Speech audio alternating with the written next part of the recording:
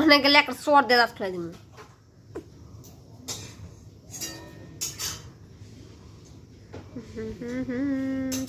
আমরা চলে এসেছি বাড়িতে। তোমরা লাইক কমেন্ট শেয়ার করে দিবে, সাবস্ক্রাইব করে বেল আইকনটা প্রেস করে দেবে।